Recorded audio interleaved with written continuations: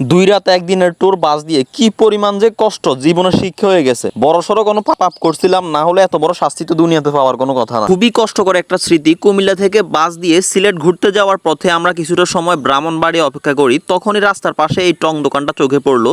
ব্রাহ্মণবাড়ির signboard নাকি বিশ্বরোড বলে এই জায়গাটাকে, অবশ্য আমি সঠিক নামটা জানি না। তবে এখানে আসলাম প্রায় রাত 2টার কাছাকাছি, 1:45 থেকে 2টা হবে। দেখতে পাচ্ছেন আমাদের সঙ্গে আছে বাংলা বাজারের সাথে নাটোপাড়ার খায়ের ভাই এবং রুবেল ভাই, আর আমার সঙ্গে আছে বাংলা বাজারের রঙের কন্ট্রাক্টর মোহাম্মদ আবুল বশর ভাই। সো আমরা চারজনে কিন্তু বাসে থেকে নেমে এখানে আসলাম চা খাওয়ার জন্য, আর অন্যরা এখনো বাসের মধ্যে বসে আছে। পাশেই একজন বললো এখানের চাটা নাকি খুব ভালো হয়। মামা আমাদের জন্য গরম গরম চা বানাতে ব্যস্ত। দেখতে পাচ্ছেন আমার চেহারার কি অবস্থা। আসলে ঘুম না গেলে আমার শরীরের অবস্থা পুরো 12টা বেজে যায়। কুমিল্লা থেকে সিলেট যাওয়ার পথে ব্রাহ্মণবাড়িয়ার এই রাস্তাটা কি পরিমাণ যে ভাঙা, মানে ঝাঁকড়াইতে ঝাঁকড়াইতে আমার সব হজম হয়ে গেছে। পেটের খিদা এখন অবস্থা পুরো খারাপ। দেখতে পাচ্ছেন কেক খাইতেছি অলরেডি। বাসের সিটে বসে একটু চোখটা লেগে আসলে যে পরিমাণ গাড়িটা ঝাঁকানো শুরু করে ভাঙার কারণে ঘুম তো থাক দূরের কথা, ঘুমের ভাব সব পালাবে। রাস্তা এত পরিমাণে ভাঙা জানলে কখনোই বাস দিয়ে আসতাম না। একে তো বাসের সমস্যা, তার উপর রাস্তা ভাঙা, এই জন্য ঠিক মরার উপর খাড়ার গার